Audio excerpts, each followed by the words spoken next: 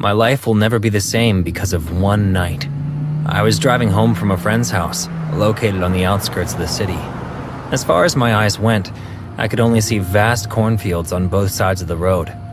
My house was still 40 minutes away, and I could hear the angry rumble of my stomach. But I couldn't see any sign of a house or people until I took a left turn for a shortcut. The scenery was different after this turn. Now the cornfields were substituted by deep woods. Hooting owls and howling coyotes reminded me that I'm too far from home in the middle of the night. I didn't want to stop no matter how hungry I felt, so I kept on driving for a few kilometers straight. But then I saw this Macdonald's drive-thru, and I knew I had to stop. I drove straight into the queue passages, which had no other cars, and stopped right next to the window. A skinny teenage boy was dozing off, sitting on the counter. I honked my horn twice, and he woke up with an awkward face. I'm sorry, sir. I was just... Relax, man. No problem. I get it. It's okay to be tired. He smiled and asked for my order. I'll have a Big Mac with 1 small fries and an iced tea. Okay, give me some time to get back with your food. Saying this, he went inside the restaurant to prepare the meal. I figured out this outlet is short-staffed, so the boy is in charge of everything tonight. I sat quietly waiting for my meal, but then the urge to pee hit me right away. I came out of the car and went to use the public toilet located in the corner of the drive-thru. I was about to close the door when I noticed a guy dressed as Ronald McDonald, sitting on a bench at some distance. He had a sad face and was staring at the ground like he was about to cry. Suddenly, he looked up and our eyes met. A weird smile appeared on his face. His teeth were broken in places, making his smile way more horrible. His eyes were big, yet drowsy. He had a hypnotic stare that made me very uncomfortable. His face was so bony that I could see his cheekbones gushing out of his skin. I couldn't move, and he just watched me for a few seconds. And then he stood up, retaining that same creepy smile, and started to jog, standing in the same place. What a creep. Saying this, I closed the toilet door on his face. I was doing my business when I heard a muffled sobbing sound. The sound wasn't very loud, but it was surely spooky enough. Is that guy crying? What the hell is wrong with that dude? Suddenly, the sound stopped, and silence prevailed. I turned towards the door, pondering what I would see when I opened it, and a loud bang took place, almost giving me a heart attack, followed by a familiar voice. Sir, are you in there? I opened the door and saw it was that skinny teenager standing outside with a big packet in his hand. Your food is ready. I called out to you, but... Yeah, I had to take a leak. He handed me the food and we both walked to my car. I was taking out the cash from my wallet to pay him when I noticed the bench where that Ronald guy was sitting a few minutes back. It was empty, and the guy was nowhere to be found.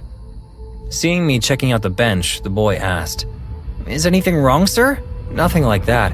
It's just, your Ronald McDonald guy is pretty creepy. He would scare the kids away. What Ronald McDonald guy?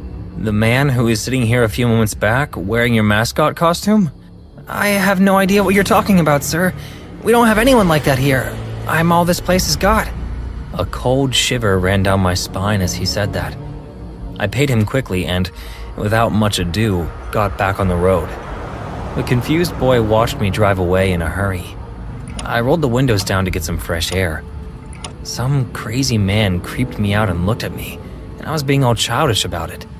I felt humiliated by my cowardly behavior. The boy must be laughing on his own now, seeing a guy double his age get scared of some stupid mascot. I went to turn on some music to take my mind off of everything. But before I could press the button on my music player, a squeaky laugh came from the back seat. I could feel my heartbeat getting faster. Drops of sweat appeared on my forehead as I slowly looked at the rearview mirror. A dark, shadowy figure was sitting in my back seat. It was a man with a curly red wig on his head. He slowly surfaced from the darkness and the passing streetlights illuminated his face. That same wide but drowsy eyes, a red, painted big smile, was watching me. I was so freaked out that I forgot to scream. A cold, sharp, metallic thing touched my neck as the creepy Ronald leaned close to me. You shouldn't have closed the door on me, mate. What do you want? I want to show you how sharp this knife is. Hand me your iced tea. Come on, do it, do it! Okay, okay.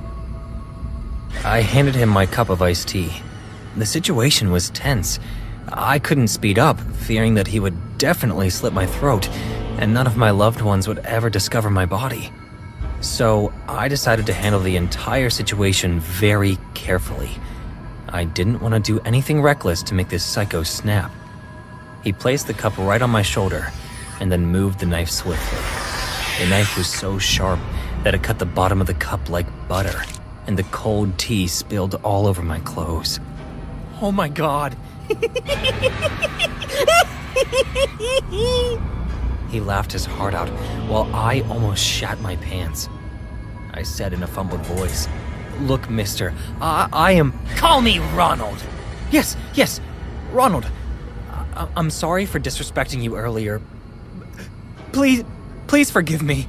That's a good start. So just tell me where to drop you, and I will. No issues. Or are you trying to get rid of me? No. Drive quietly. I'll tell you where to stop. Okay, whatever you say. Good boy! I kept driving, and Ronald watched me while smiling like a lunatic the entire time. We came near a right turn, and Ronald screamed, That's it! Stop right there, and then we will both get out of the car. It will be a night full of so much fun! I slowed the car down near the turn. I knew deep in my heart that if I got down there with this psycho, I'm probably never going back home. I have to do something to save myself. I kept trying to think of a way to fool him and get away with my life when he yelled again. Are you going to stop? Or should I make you? No, I'll stop. I slowed the car down but didn't turn off the engine. He opened the back door, and as soon as he stepped outside, I put the car in gear to speed away, but instead of the first gear, I put the car in reverse out of panic. As I pressed the accelerator hard, the car moved backwards at a sudden speed and bumped into the man standing there, not expecting this sudden turn of events. He fell to the ground, and I couldn't stop myself from hitting him once more. The left tire ran over his leg, breaking all the bones in his limb. I could hear the cracking and his dying scream all together. Eat shit, you freak! I screamed at him and drove away without wasting a single more second.